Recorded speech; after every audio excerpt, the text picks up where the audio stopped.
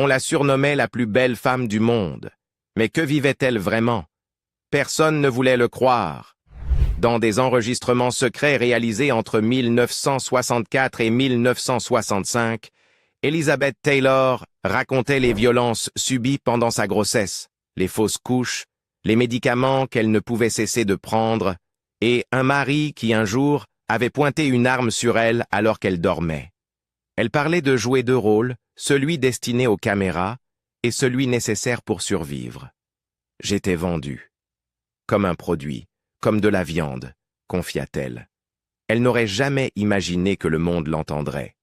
Mais en 2024, Elizabeth Taylor, The Lost Tapes, s'en est assurée. Et soudain, la vérité derrière l'icône est devenue impossible à ignorer. L'enfance qu'elle n'a jamais eue. Elizabeth Taylor est née à Londres en 1932, mais elle n'a jamais vraiment appartenu à un endroit, pas même à elle-même. À 3 ans, elle performait déjà. Sa mère, Sarah Taylor, ancienne actrice frustrée, l'inscrivit presque immédiatement à des cours de ballet et de théâtre. Sa beauté, même enfant, captivait tous les regards. Sa posture, sa présence, ses yeux violets d'une intensité saisissante. C'était comme si elle avait été façonnée pour la lumière des projecteurs. À 7 ans, sa famille déménagea en Californie pour fuir la Seconde Guerre mondiale. À 9 ans, elle signait un contrat avec Universal. À 10 ans, elle jouait dans There's One Born Every Minute. Et à 12 ans, son rôle dans National Velvet avait fait d'elle un nom connu de tous. Elle n'était plus une petite fille, elle était un atout. Je n'étais même pas adolescente, et déjà des gens que je ne connaissais pas décidaient de ce que je portais, de ce que je pesais, à qui je pouvais parler, se souviendra-t-elle des années plus tard. Dès le départ, les studios traitaient Elizabeth comme une propriété. Son corps était constamment scruté par des cadres masculins et des responsables. On lui disait de maigrir, puis de reprendre du poids. On surveillait son alimentation, contrôlait son apparence. MGM, en particulier, était obsédée par sa silhouette. Préadolescente, elle fut mise sous régime strict riche en protéines et pauvre en glucides. Steak au petit déjeuner, pas de pain, pas de dessert. Les médecins du studio conseillaient des traitements hormonaux pour équilibrer son développement et augmenter sa taille afin de correspondre à certains rôles. Chaque bouton, chaque imperfection, chaque mèche de cheveux devenait une urgence publique. Les essayages impliquaient que des hommes adultes mesurent sa poitrine et ses hanches, sous prétexte de préparer les costumes. On lui ordonnait de porter des soutiens-gorge rembourrés ou des sous-vêtements serrés pour créer l'illusion de la perfection. Elle n'était plus une enfant.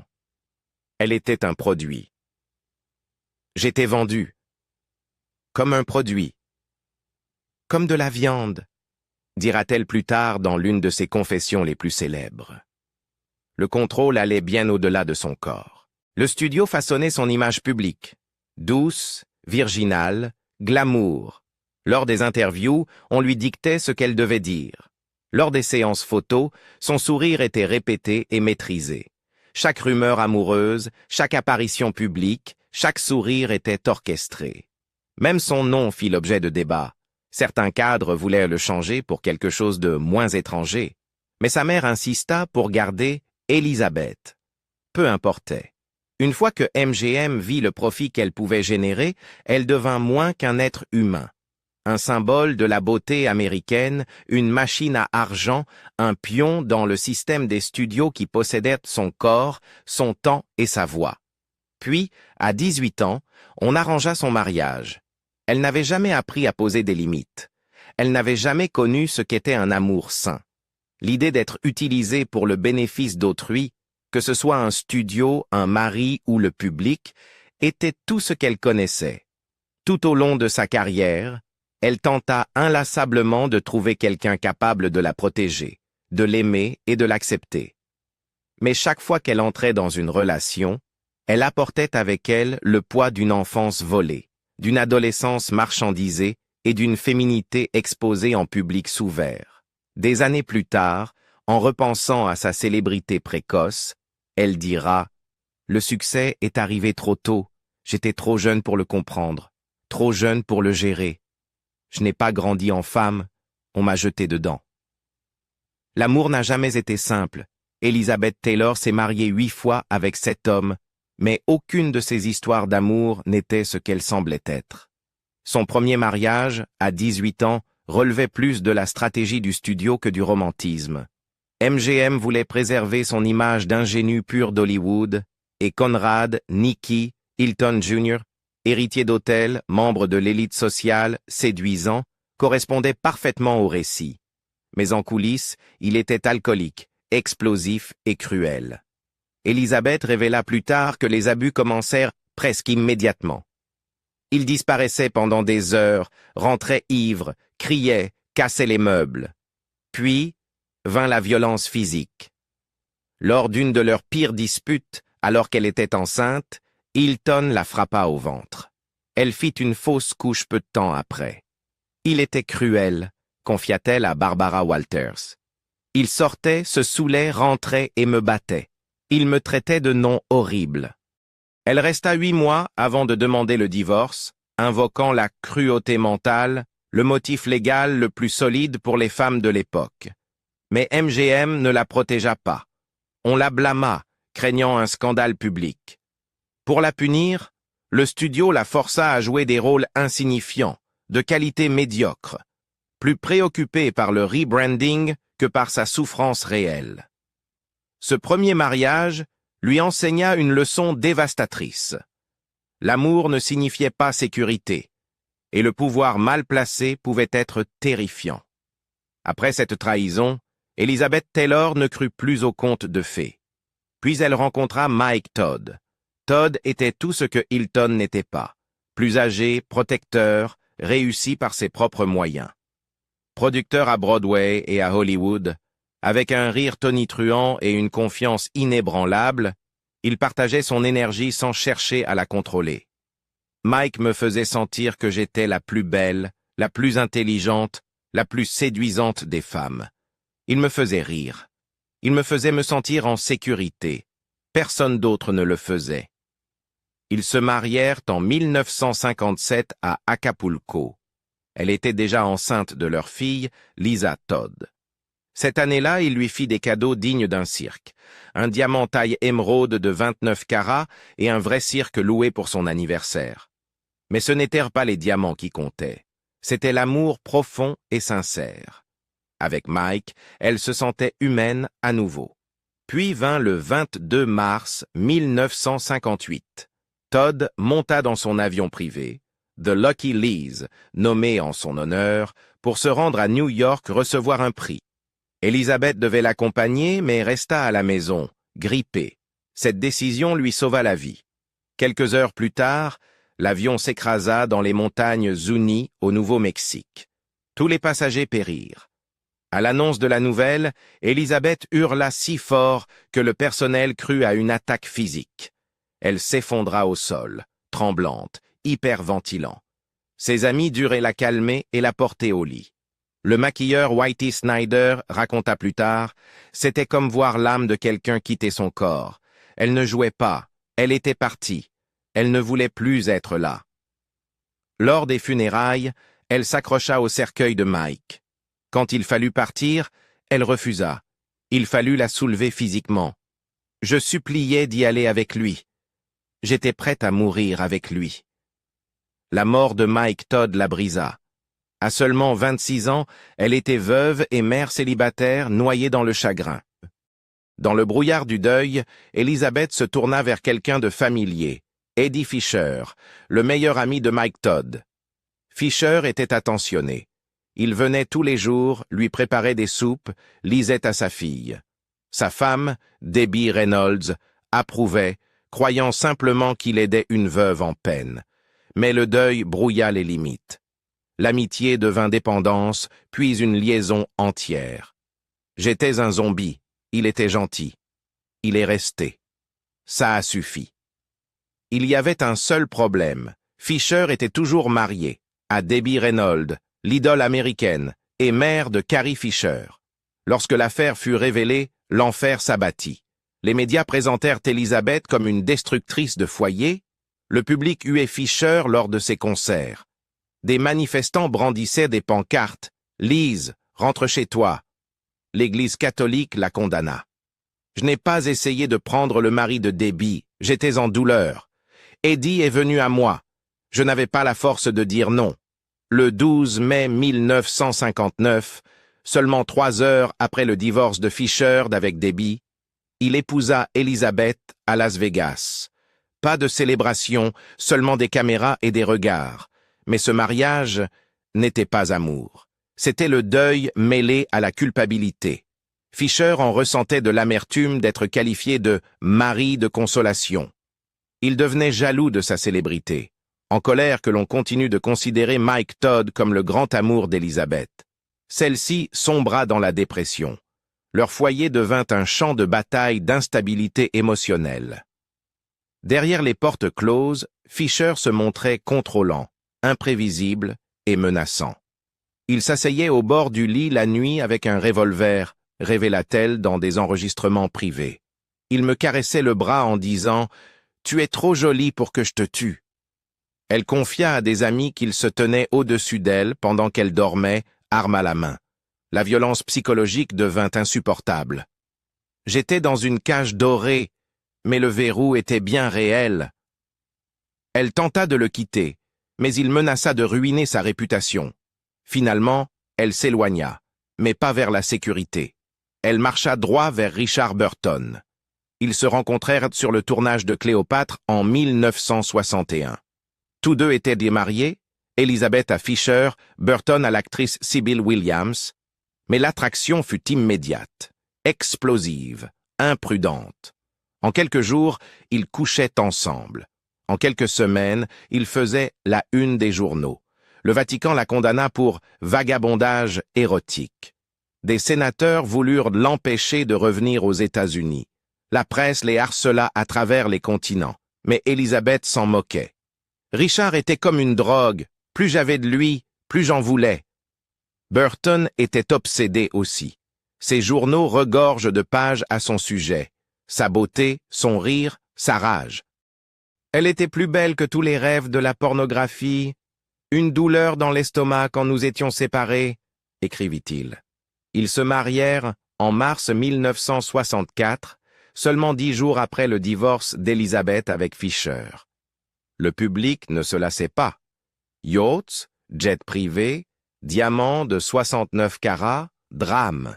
Ils étaient la royauté d'Hollywood, mais aussi la pire addiction l'un pour l'autre. Ils se disputaient constamment, cassaient des meubles, jetaient des verres, leur consommation d'alcool était légendaire. Elizabeth avoua plus tard qu'elle mélangeait Jack Daniels et Demerol pour s'anesthésier. Les disputes devinrent physiques. Lors d'une altercation, elle le frappa au visage avec sa main ornée de bagues. Il ne riposta pas, mais écrivit dans son journal « Si un homme m'avait fait ça, je l'aurais tué ». Ils divorceront en juin 1974. Mais 16 mois plus tard, ils se remarièrent, au Botswana, sous un arbre, pieds nus, champagne à la main. 9 mois plus tard, ils divorcent à nouveau. « Nous étions comme des allumettes dans une boîte, dit-elle. Frappantes, brûlantes, partant en éclats, mais toujours attirées par la flamme. » Même après leur ultime séparation, ils restèrent proches. Quand Burton mourut en 1984, Elizabeth fut dévastée. Elle conserva sa dernière lettre d'amour dans un tiroir de chevet pendant des années. « Je l'aimais encore, » confia-t-elle. « C'était l'amour de ma vie. » À la fin des années 1980, après des mariages ratés, la maladie, l'addiction et 2 séjours en cure, Elizabeth ne recherchait plus la passion, elle voulait la tranquillité. À la clinique Betty Ford, elle rencontra Larry Fortensky, un ouvrier du bâtiment 20 ans plus jeune, blond, timide, totalement extérieur à Hollywood. Ils se lièrent lors de promenades de rééducation et de conversations nocturnes. Il se moquait de ses films. Il ne cherchait pas la célébrité. Il était juste présent. Ils se marièrent le 6 octobre 1991 au Ranch Neverland de Michael Jackson. Une cérémonie bizarre et pleine de stars, avec des hélicoptères au-dessus. Elizabeth portait du Valentino. Larry arborait une coupe mulet. Au début, cela fonctionna. Ils vécurent calmement dans son manoir de Bel Air, mais Fortensky ne supporta pas bien la notoriété. La pression monta. Il recommença à boire. Elle replongea. Leur relation se fissura. En 1996, après 5 ans, ils divorcent discrètement. Elizabeth donna à Larry $1 million lors du règlement. Dans son testament, elle lui laissa encore $800 000. Il ne vendit jamais leur histoire, n'écrivit jamais de livres, ne donna jamais d'interview. Il était vrai, dit-elle plus tard. Et cela suffisait. Leur amour n'était pas épique, mais il était honnête. Et peut-être qu'après tout le feu et le chagrin, l'honnêteté était la seule chose qu'Elizabeth Taylor n'avait jamais vraiment connue en amour, jusqu'alors. Je n'arrêterai jamais de croire en l'amour, confia-t-elle un jour. Mais j'ai appris que ça ne ressemble pas toujours au film. L'addiction dans l'ombre du glamour. La dépendance d'Elizabeth Taylor n'a pas commencé à Hollywood. Elle a commencé bien avant, enracinée dans la douleur, la solitude et une vie qui ne lui a jamais permis de se sentir en sécurité dans sa propre peau. Dès son adolescence, elle utilisait l'alcool comme armure sociale. Je buvais pour avoir du courage, pas pour m'amuser. Pour survivre. Avec le temps, l'alcool devint un outil, non pour la joie, mais pour l'anesthésie. Anesthésier la pression, la peur, le chagrin, les projecteurs. La consommation de pilules commença après la mort de Mike Todd en 1958. Elle ne pouvait pas dormir, ne pouvait pas apaiser ses pensées. Les médecins lui prescrivirent des sédatifs, des somnifères. Plus tard, des tranquillisants. Au fil des années, et des chagrins, mariages, interventions chirurgicales et regards du public, sa consommation s'intensifia. Pendant ces années turbulentes avec Richard Burton, Elizabeth mélangea barbiturique et alcool, souvent en enchaînant le whisky avec du Demerol, du Valium et du Seconal. C'était le seul moyen de se détendre après l'intensité de leurs disputes, le chaos de la célébrité ou simplement pour traverser la nuit. Mais elle ne semblait jamais ivre en public. Sa tolérance devint légendaire. Elle pouvait consommer des quantités alarmantes sans articuler un mot. Cette invisibilité rendait son problème encore plus dangereux. Elle fonctionnait normalement, jusqu'à ce qu'elle n'en puisse plus. Au début des années 1980, la situation avait échappé à tout contrôle. Entre 1983 et 1988, les dossiers médicaux révèlent qu'Elizabeth avait reçu plus de 1000 prescriptions pour 28 substances contrôlées différentes, allant des analgésiques aux benzodiazépines, amphétamines et narcotiques. Les médecins diront plus tard à la presse que ces combinaisons auraient pu tuer une personne moins résistante. Elle était souvent si sédatée qu'elle se réveillait sans savoir dans quelle ville elle se trouvait, ni quel jour il était. Certains matins, elle se cognait contre des meubles ou des murs, désorientée, à peine cohérente. Le public n'avait aucune idée. Elle continuait les interviews, apparaissait aux remises de prix, portait robe et diamants. Mais derrière l'eyeliner et le sourire parfait pour la caméra, elle s'effondrait. C'est sa famille, en particulier ses enfants, son frère Howard et son ami de longue date, Roddy McDowall, qui finit par la forcer à affronter la vérité.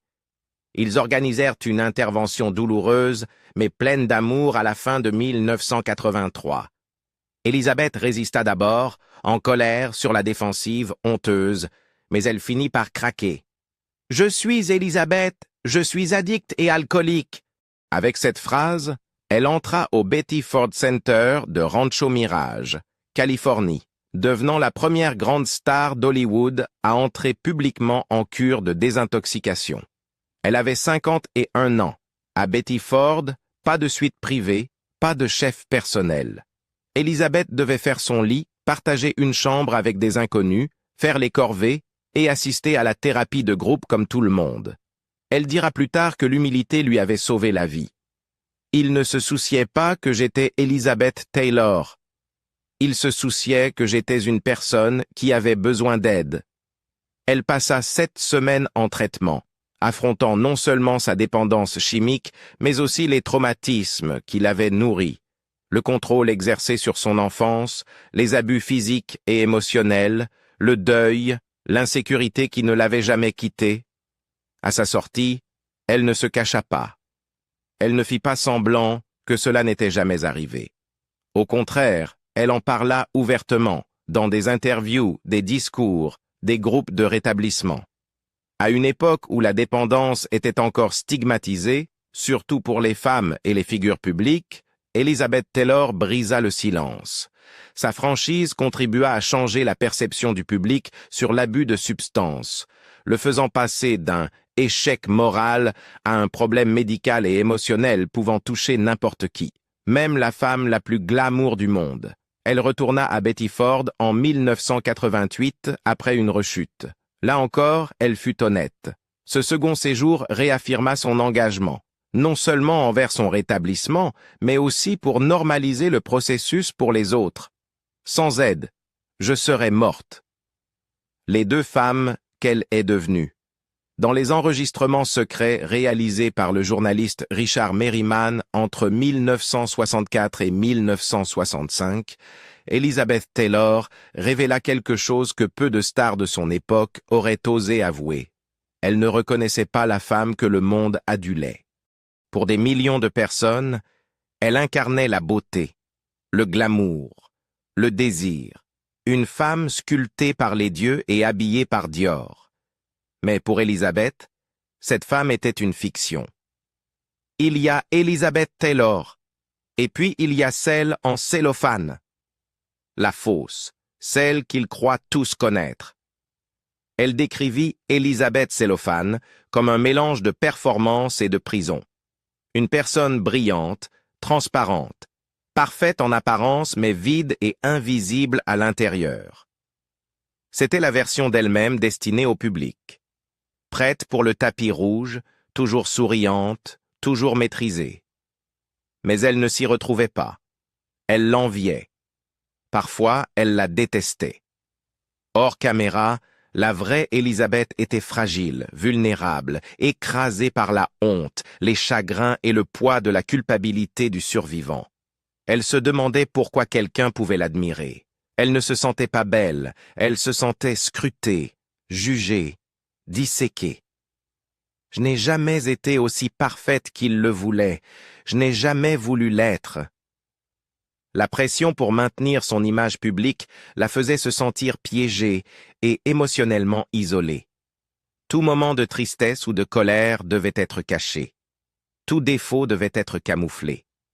La peur d'être exposée, d'être perçue comme moins que lumineuse, était constante. Reprendre son pouvoir. Elizabeth Taylor aurait pu garder le silence. Beaucoup l'ont fait. Lorsque le sida commença à décimer les communautés au début des années 1980, les politiciens et les médias l'appelaient encore la peste gay. La peur régnait partout. La stigmatisation était mortelle. Même à Hollywood, où de nombreuses premières victimes travaillaient comme coiffeurs, stylistes, attachés de presse ou acteurs, le silence était étouffant. Mais pas pour Elizabeth. En 1985, son cher ami et ancien partenaire à l'écran, Rock Hudson, devint la première grande célébrité à mourir du sida. Il avait vécu clos pendant toute sa vie et avait été contraint de confirmer publiquement son diagnostic seulement quelques semaines avant sa mort. Sa souffrance et la honte qui l'entourait la révoltèrent. Elle décida, plus de silence. Je me disais sans cesse, quelqu'un doit agir. Puis j'ai compris que j'étais cette personne. Elle cofonda l'American Foundation for AIDS Research, devenant l'une des premières célébrités à associer ouvertement son nom et sa réputation à la cause. Elle fit pression sur le Congrès pour obtenir davantage de financement pour la recherche. Elle visita des hôpitaux. Elle serra des patients dans ses bras. Elle prit la parole lors de manifestations et de galas. Elle utilisa sa célébrité comme un marteau pour attirer l'attention sur une crise que le gouvernement ignorait. Le docteur Mervyn Silverman, ancien président d'Amphare, déclara « Elle était l'étoile solitaire quand tout le monde fuyait. Elle avait plus de courage que quiconque à Washington. Son activisme n'était pas symbolique, il était transformateur. Elle contribua à récolter plus de 325 millions de dollars pour la recherche et les soins liés au sida.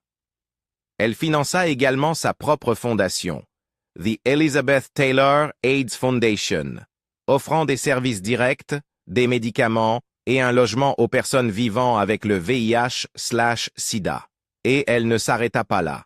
Sa ligne de parfums, White Diamonds, devint l'une des fragrances de célébrités les plus vendues de l'histoire, générant plus d'1,5 milliard de dollars. Même après sa mort, 20% des bénéfices continuent de financer sa fondation. Ces dernières années et son héritage. Le 23 mars 2011, Elizabeth Taylor mourut d'insuffisance cardiaque congestive au Cedars-Sinai Medical Center de Los Angeles. Elle avait 79 ans. Ses 4 enfants, Michael, Christopher, Lisa et Maria, étaient à ses côtés. Elle avait été hospitalisée à plusieurs reprises durant ces dernières années, souvent dans la douleur, mais restait alerte, riait encore et portait toujours son rouge à lèvres. Dans les semaines précédant sa mort, elle demanda de la confidentialité, mais elle demanda aussi de la dignité, être rappelée non seulement pour les diamants et les scandales, mais pour la femme qui avait survécu à tout cela. Ses funérailles furent petites, privées et élégantes, au Forest Lawn Memorial Park de Glendale, le même cimetière où son ami Michael Jackson avait été enterré 2 ans plus tôt. Elle arriva avec 15 minutes de retard, à sa propre demande, avec une note expliquant qu'elle voulait être élégamment en retard même à ses propres funérailles. Classique Elizabeth. Sur le plan financier, sa succession était impressionnante, estimée entre 600 millions et 1 milliard de dollars. Elle comprenait biens immobiliers, œuvres d'art, bijoux et revenus de son empire de parfums, notamment White Diamonds, qui continue de générer des dizaines de millions chaque année. Mais ce qui comptait davantage, ce qui cimenta vraiment son héritage, était ce qu'elle représentait. Elle nous a donné des diamants, des gros titres et des rôles inoubliables, mais rien ne valait la vérité qu'elle avait gardée enfermée. Maintenant que sa voix a enfin brisé le silence, que change cela pour vous? La voyez-vous toujours comme la reine d'Hollywood, ou comme une femme qui tenait à peine debout derrière les projecteurs? Faites-le nous savoir dans les commentaires, et si son histoire vous a marqué, comme elle nous a marqué, mettez un like, partagez-la avec quelqu'un qui n'a connu qu'une image superficielle et n'oubliez pas de vous abonner. La vérité mérite d'être entendue.